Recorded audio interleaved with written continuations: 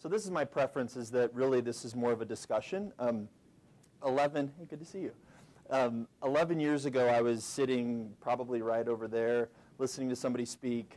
These were my favorite part of my education at BYU, was sort of hearing from people how they had put into practice some of the things they had learned. My favorite speaker, both because of his content and the way he engaged, brought books. So I purchased some of my favorite books. And if you ask a thoughtful question, I'll give you a book. Mixed in there is a $100 bill. So if you don't like to ask questions, but you just want to try to get $100, it's also a good way to encourage you to engage. So please, at any point, just shoot your hand up with a question that's, again, thoughtful. And please, like, the idea here is that this is useful.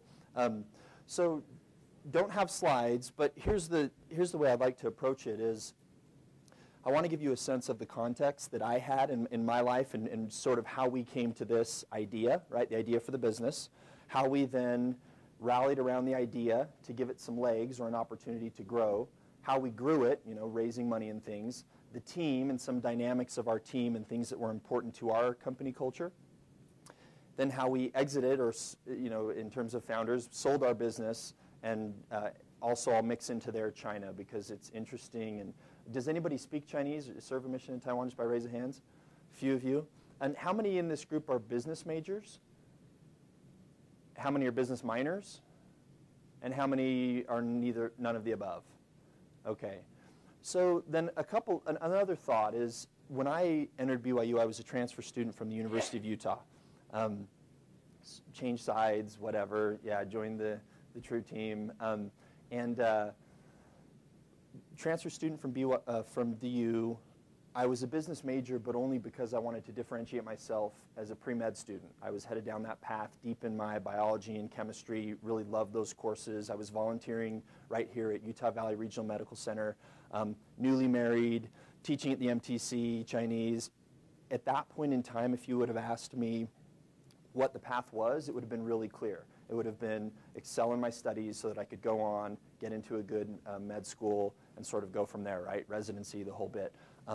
Was really not, I grew up in a modest home, single mother, raising 5 kids, went back to college. Like, from my perspective then, it was sort of like, I want some sure bets for my future, which is go into some professional field, lot of education, strong salary, right? That was the path. So if you're approaching this course and it's sort of like maybe you want to eventually do an MBA, maybe you're not even thinking business, I think there's always a chance. And it's not to say you're going to go start a business tomorrow, but never rule out what opportunities sort of present themselves to you, because that's what I found my experience was. It was less of a calculated, I want to go have a cool idea, have a tech company, move to China, sell the company to some larger tech company. That was definitely not it.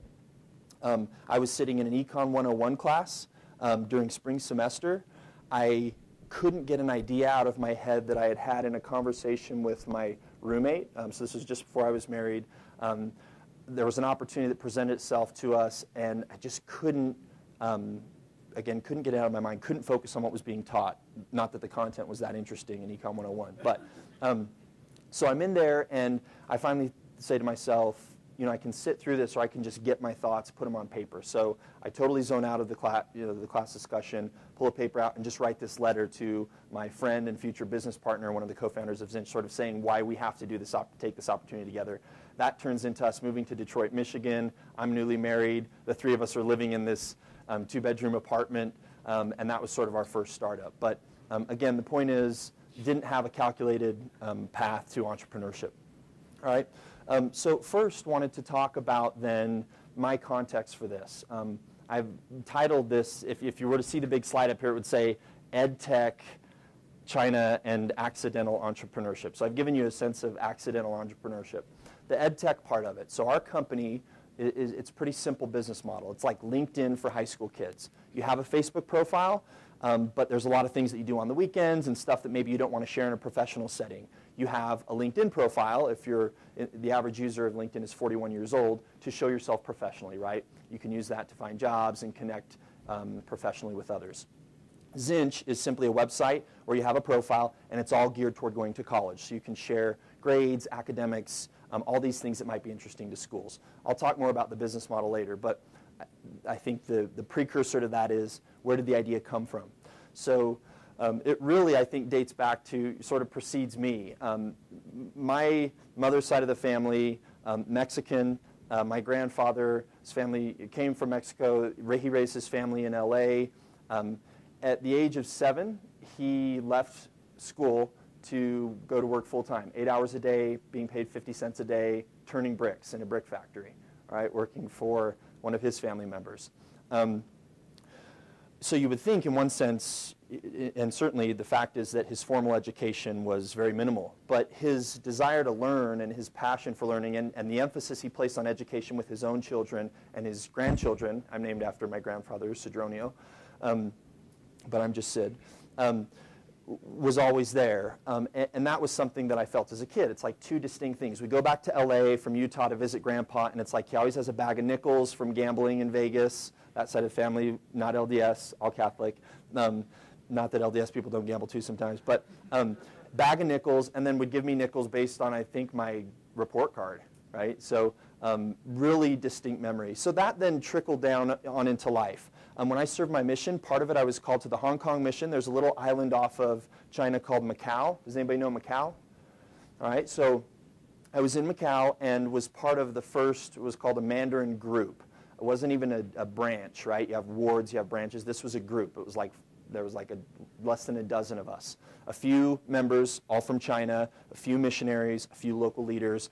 And there's two takeaways that I share from that, and this is all playing into where I'm going. It is going somewhere, I promise. But the first is that being part of a small team in a group and identifying with something and others who have something that you're all aligned in was something that is absolutely important to me. I just find that it makes every day meaningful.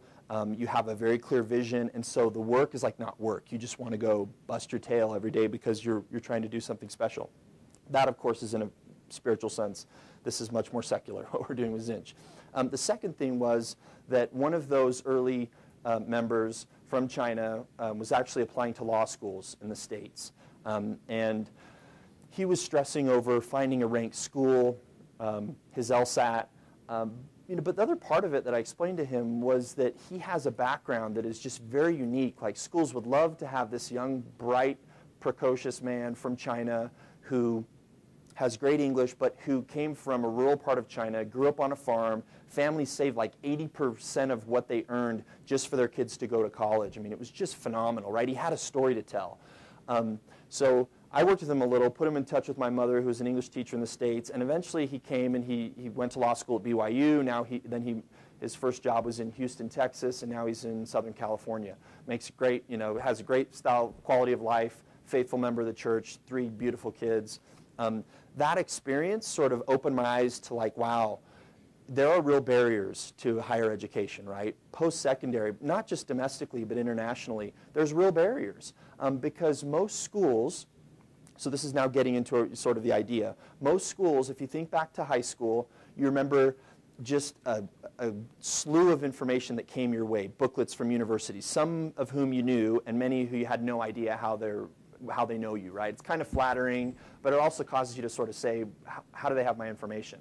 Well, when you take the ACT or SAT, that information is held respectively by ACT and the College Board, which administers the SAT, and they sell that to universities. And every university in this country, BYU included, purchases information from students so they can then start to recruit you. Well, you can see, like, that's kind of old school marketing, right? Like, they're buying names, they're sending you an expensive brochure, and they get like a 1% response rate. To us, with our business, that just seems super inefficient, right? Very inefficient for the schools. They're wasting a lot of money, hundreds of thousands, some schools nearing millions of dollars. And secondly, it's not a great user experience for the student. And all these kids that go under the radar are students like, maybe students internationally, even students domestically. What if you're a kid who grew up in Detroit, single mother, brother was in prison for crack, house next door to you burnt to the ground? I knew one of these kids, and believe me, no schools were recruiting him. His SAT scores, I don't even think he took the SAT, right? At the same time, BYU and other schools want to increase the diversity. BYU, the Marriott School, probably needs more African Americans, right? And this plays itself out all over our country. So this is the idea of Zinch. This is how we said, well, let's create something that makes sense. Because if today, what's your name? Rob. So if we connect on Facebook today, I go to his Facebook profile And I get to know him pretty quickly, right? I mean, I can see a few posts, I can see how people interacted, I can see some pictures, and it's like, oh, I kind of get a feel for who Rob is. He's a nerd, he likes to game online at night, and he hasn't dated in a while. You know, I don't know. But that's not the case. Well, pretty close. Yeah. Oh, you are married. Good thing you're not dating then.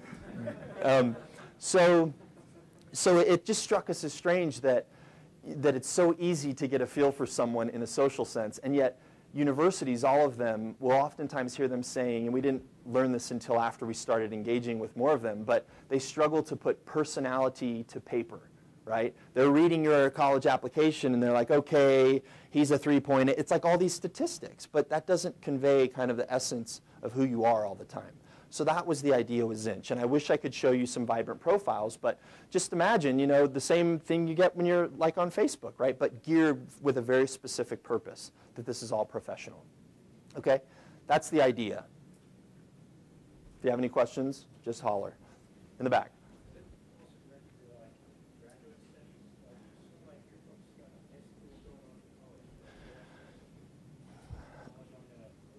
Yeah. So it is geared. When we started, we geared it toward. This is the book I read most recently. It's called Linchpin by Seth Godin. It's really good. We started because our paradigm was, I've never done anything postgraduate. Maybe I'll do an MBA one day, probably not. But we started gearing toward high school age kids. Now it's grown since then. Now we serve the graduate population. And do any of you know who Chegg is? Did any of you rent your textbooks through Chegg by raise of hand? A few of you. So Chegg is the largest online textbook program. They have a lot of data for college kids. So now our business model is growing from high school to now college. What Chegg is building now and what they have is now, the idea is that they are an online platform for education, that they are the student graph. If you think of your professional graph, it's LinkedIn. Social graph, it's Facebook. Student graph is what Chegg has aspirations to build. So now we serve a broader group. So how do you capture the personalities of the students and put it in the application? Yeah, good question. So not a business book, but a really good book. It's called Tuesdays with Morrie. It's this author, when I lived in Detroit, wrote it, and it's just really good.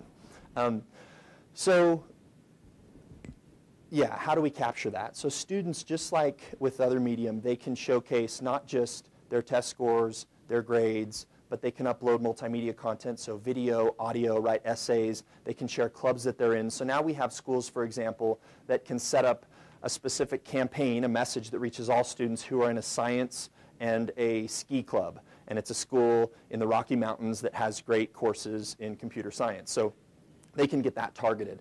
You can share things like your favorite books and things. So we had a school that they were following up with students. The way universities work is they admit all these students, but then only a certain percentage of those enroll. And they want as many as they can that they admitted to enroll. So it's this process of once you've said, yes, you can come to our school, getting them to come is sometimes challenging. Well, we had one admission officer who was communicating with a student and through their profile found that their favorite book, I think it was Catcher in the Rye, was the same as this, like it was genuinely their favorite book too. So they just sent them a personal message saying, hey, I noticed your favorite book, yada, yada, and had a nice conversation. That student ended up enrolling. So it's everything from kind of demographic to psychographic information to just works of sort of art that you've created. I'm going to jump to the next spot and then we'll have another round of questions. We'll kind of do 2 questions at each section, but I do want to get through some content. So the next part to this is then, because you want to, I think, get a feel for not just the idea. It's kind of, I don't want to say it's dry, but there's also all the kind of stories related to the business. And I feel like when I was in your seat, I just appreciated hearing like real stories of how it was.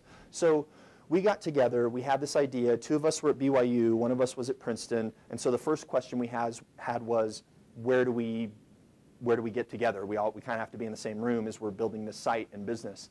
And so we decided on Provo. We had a stronger network here. There's tremendous talent here. I can tell you, we've hired, since we've started 5 Harvard MBAs, and our BYU undergrads, and this is not diminishing a Harvard MBA, they're fabulous, all the people we've hired, but our BYU grads are on par. They're fabulous. In different ways probably, but they're fabulous. Have one now who just relocated to Beijing.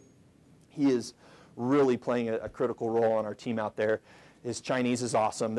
My whole team in China, of course, is wondering, like, how does this guy speak such good Chinese? I'm like, well, it's this thing I can't talk to you about because, freedom of religion and things. But it's amazing, his attention to detail, his discipline each day to work, his language, can really hang. So where was I going with that? Okay, to where our business was. So we then come to Utah, and then it's sort of like, okay, we have this idea, but we need to build it.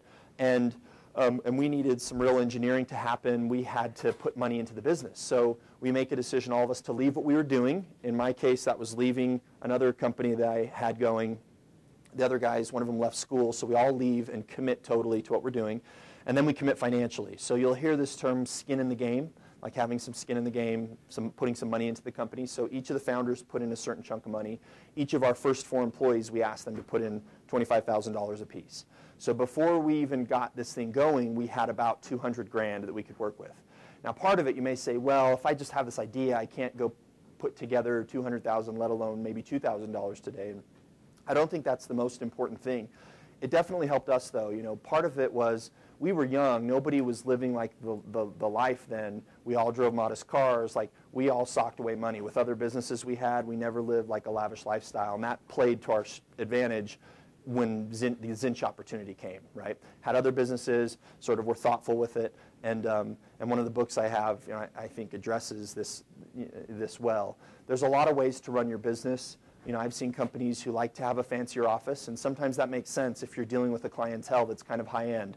We like to be really lean.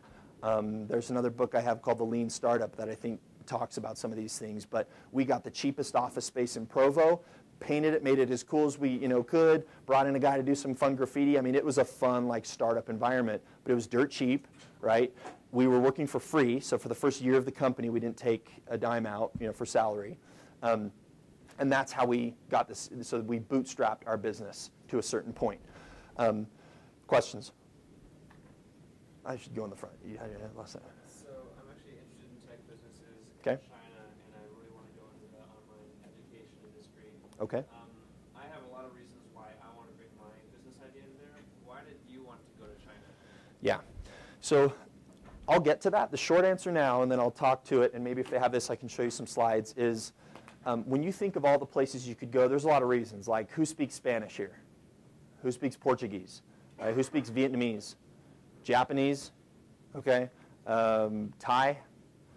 So part of it is you may start your business and you're like, I want to go start a business in Thailand. Like, I was that way. One of my other businesses, we created a knockoff Lovesac because I just wanted to do something in China, produce something and use my language. Well, this wasn't the case with Zinch. So for us, and in this stage of our business, we had to make a thoughtful decision on where we would put resources. When we launched in China, the business was already growing very strong in the US. So China wasn't just kind of a shot in the dark and because we spoke a little Chinese. If you look at the numbers, China, right now studying in the US are 159,000 Chinese students. If you break that down, about half of those are undergrad. And if you divide that by 4, assuming they're all studying for 4 years, that's about 15, I've done the math, 15,000 new Chinese students coming to the US every year, which is more than any other country. India is number 2, South Korea is probably number 3, Taiwan, a few others, okay? But so one, China is sending more students to the US than any other country. So just the opportunity was the biggest. Second was expertise. We were fortunate to be introduced to a powerhouse of a leader, a guy, he's American, but he's done business in China, started companies in China. So it wasn't just me speaking some Chinese and kind of being gung-ho and taking an idea to China. It was me being part of a team, knowing this business very well because I built it domestically, being able to go and be a part of now that team in China and apply some of what I learned, knowing that our model had to be customized to that market.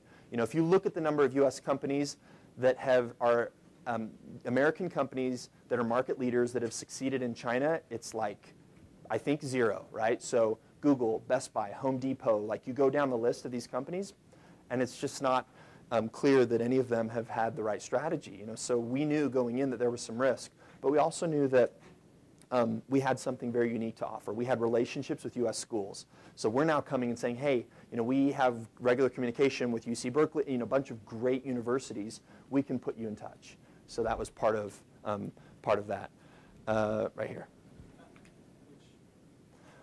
Both of you. Oh, I owe you a book.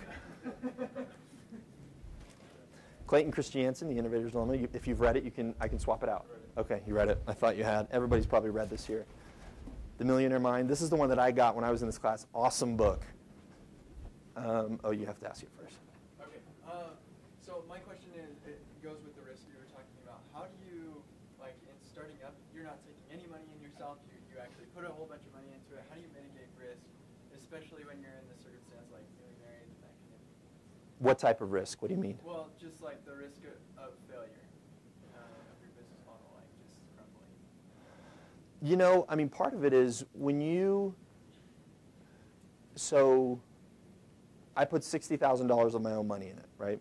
So, and that was like, I'm not, you know, then that was, I mean, now that's meaningful, right? So, when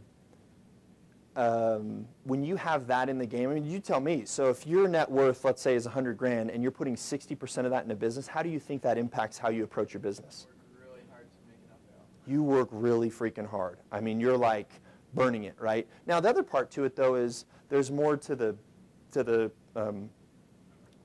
story oftentimes. If you're married, if you have kids, I was married, did have, I think, my first kid, or had about, you know, and when we moved to China, had 2 kids, and then had one, you know, so part of it too is having a partner, you know, kind of in crime who's on board with it. You know, sometimes that's not what your spouse is down with, and so having someone who's kind of on board with this and that lifestyle, meaning it's meager and you're simple with stuff, is really important.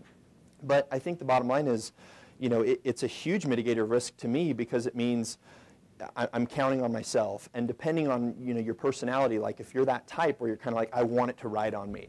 Like my memory of scouting was the one time I didn't choose to be the person who took the match to light the fire when you get like one match. Did you ever do that?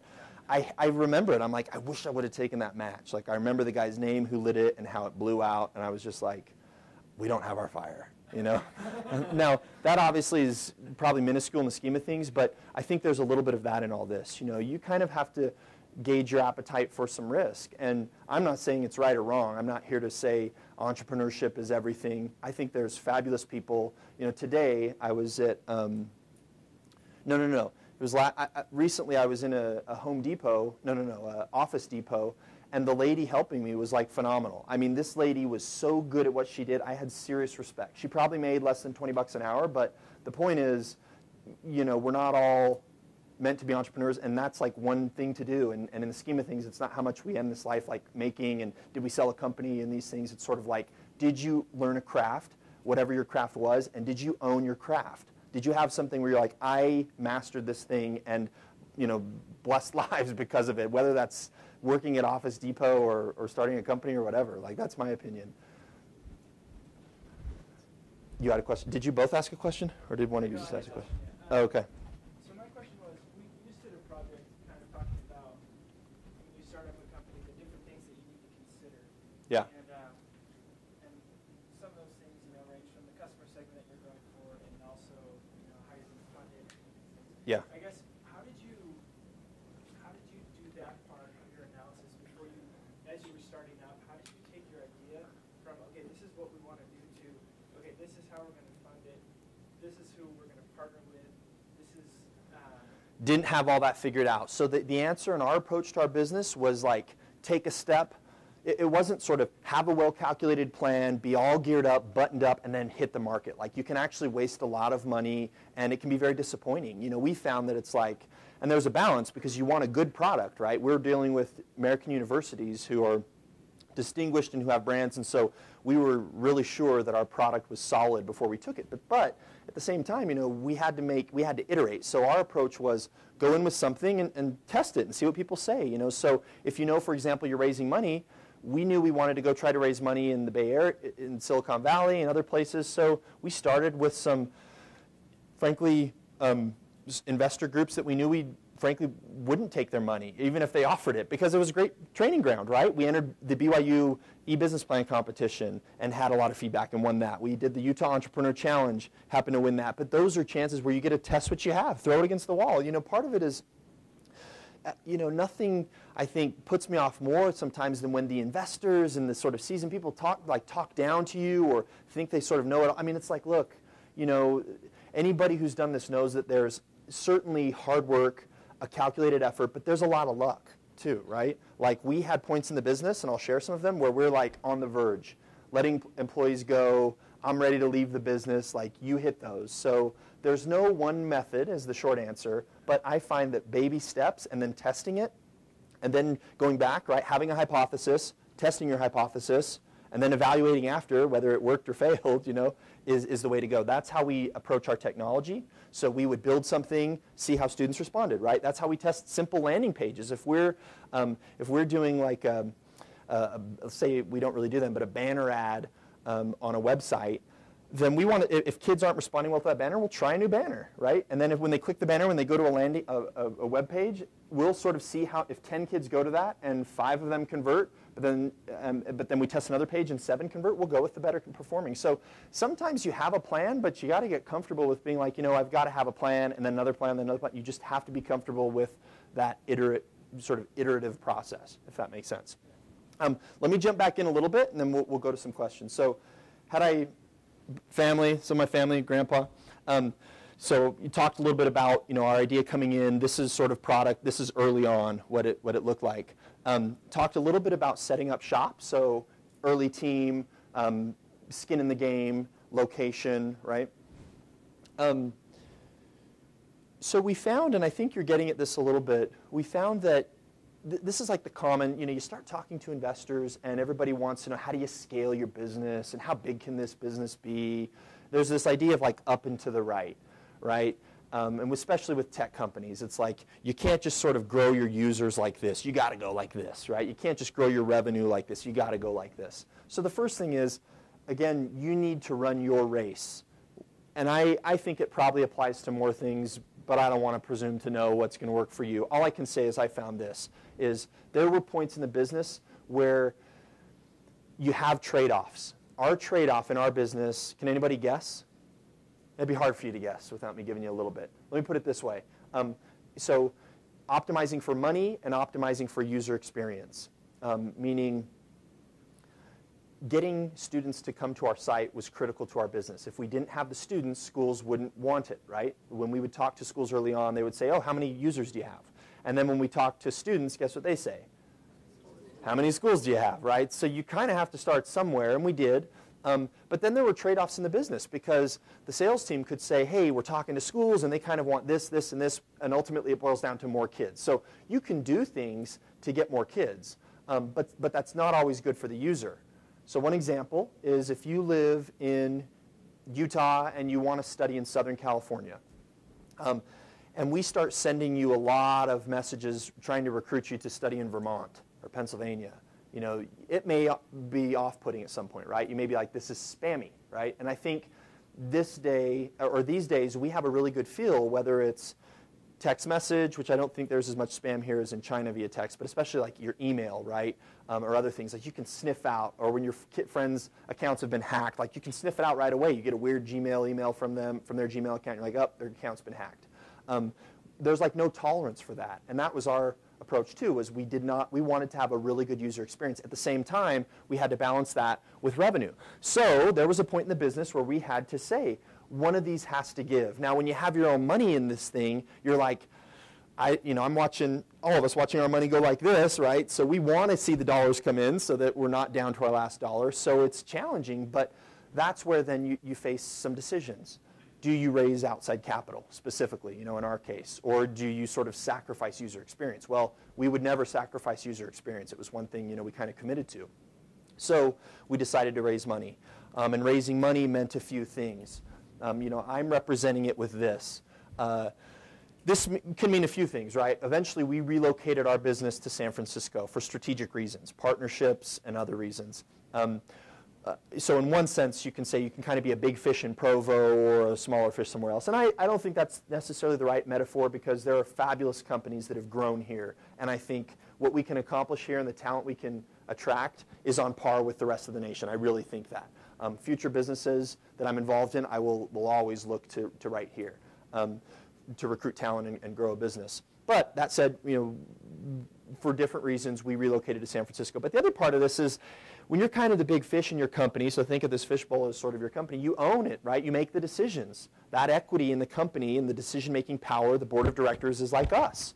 When you raise money, there's a trade-off, right? Now you have someone else in part of that, in that decision-making process. And we did that twice. So we raised a round of angel investment, and then which is angels like smaller investors, like individuals, they call them angels, or angel investors. And then you probably know all that. I just don't know where you're all coming from in terms of your classes, so I'm not trying to, anyway. And then you have venture capital. So we raise both, and the venture capital is typically larger. These are professional investment firms, and that's what they do. That's their business, is investing in companies and expecting a return. And that changed the feel of how decisions were made. And that's a real trade-off, right? Because we went from all three founders being on the board to one of us. And so that's different. Let me pause for a minute. In the very back? Sure. You kind of talked about this a little bit, but as far as like gaining revenue, it seems to be one of the biggest things that I struggle with when I come up with ideas. I mean, you're on a social platform. Facebook struggles hugely with gaining revenue. For you, how much of a focus was that, and how did you make that transition from just getting investment capital and into creating revenue? Yeah. So part of it was understanding really closely what our clients, so we have customers, students, or users, and then we have clients, our paying clients. Our business model is that American universities commit money to a marketing fee or being able to reach our users, right? And depending on to the extent they want to reach them, we have 4 million users. If they want to reach a small portion, there may be a fee of X, and if they want to reach a large portion, it could be like 10X, right? So for us, it was understanding where the rub was for them to sort of say, well, look, you have some budget. Where does it go to now, and what return do you get? And when we were able to understand, well, wow, that school spends, $200,000 a year on print material, reaching these 10 states, then we started to look at it. And what that did was it informed then how we could keep a good experience, but sort of reverse engineer based on needs. So it was, I think in all cases, it's understanding what your clients or your users really want.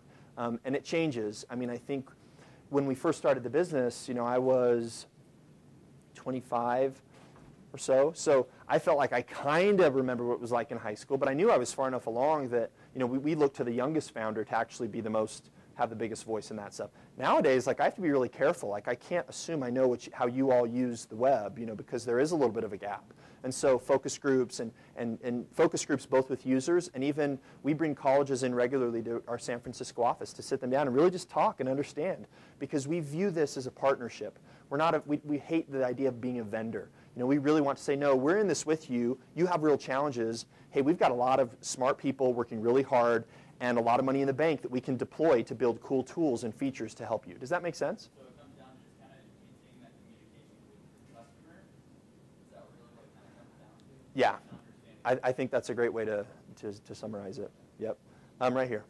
How did you measure yourself in regards to how did you know whenever you kind of gathered the nation in this kind of endeavor? Yeah. So. From whenever you were starting, so your measurements, we got 5 schools here. How would you?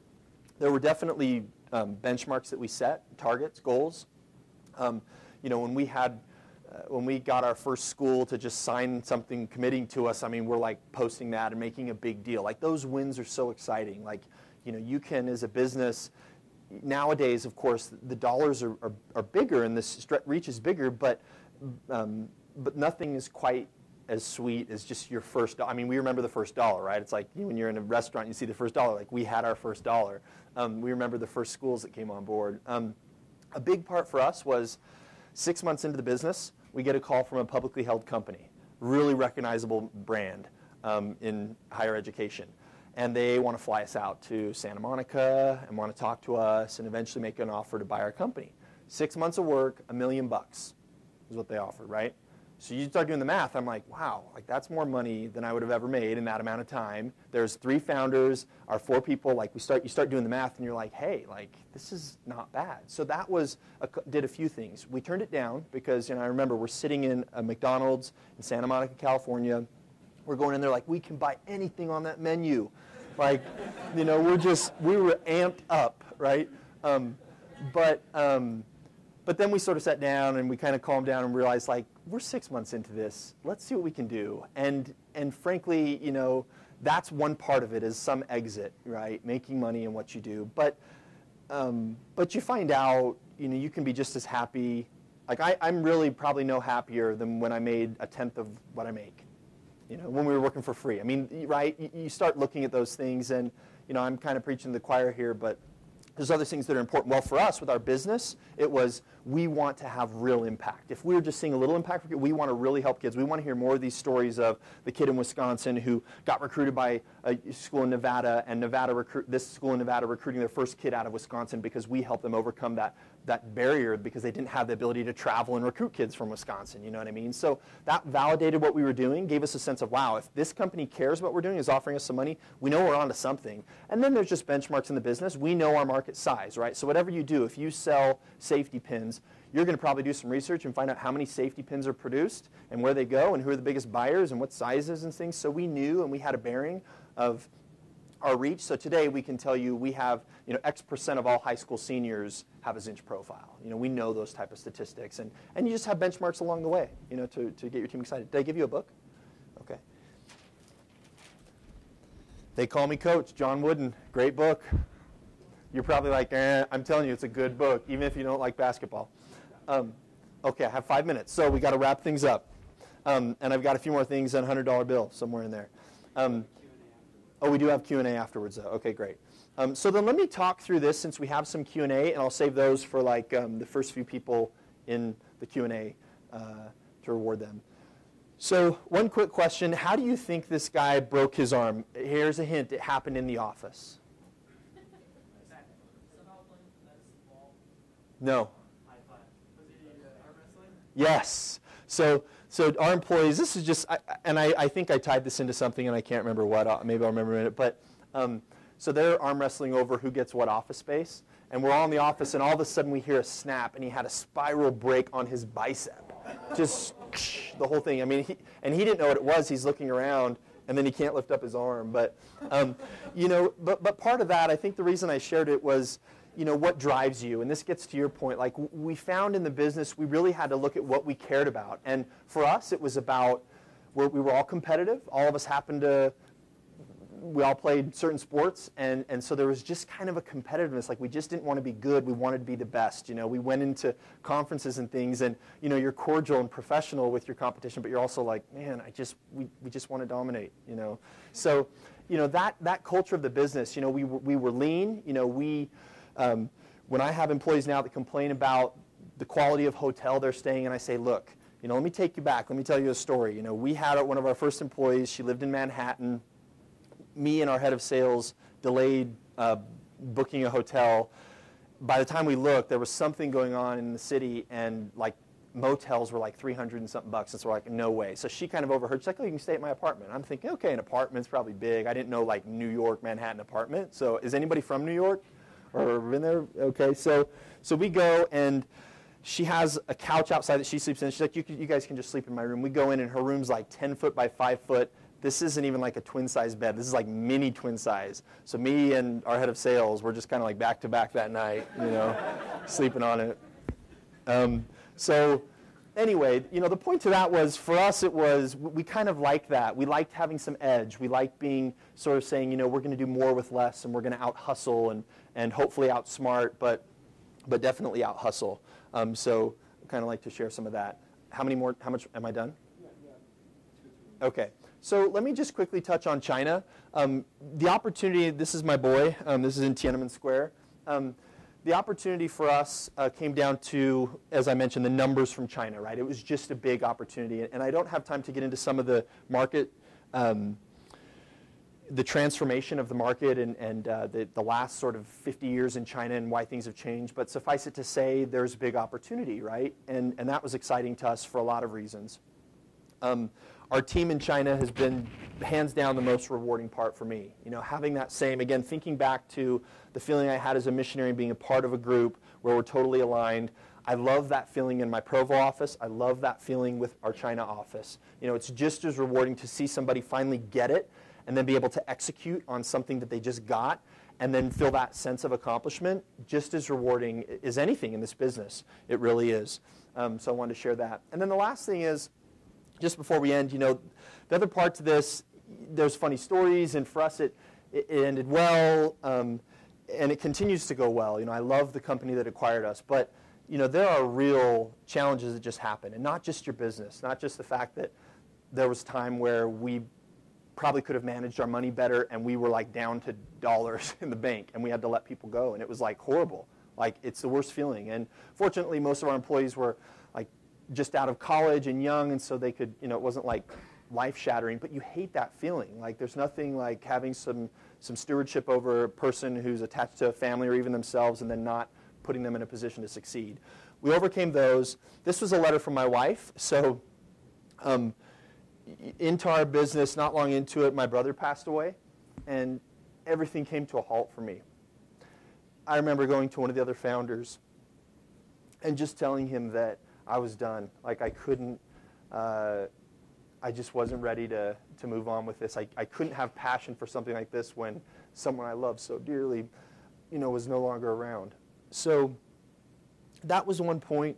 When we moved to China, our third child was born there, and she had serious medical problems. So we moved to China, selling our cars, keeping just our house, and 5 months later, we have a beautiful little girl, and she has to have an emergency tracheostomy, right? So she can breathe. So she breathes now through a little, what's called the trach.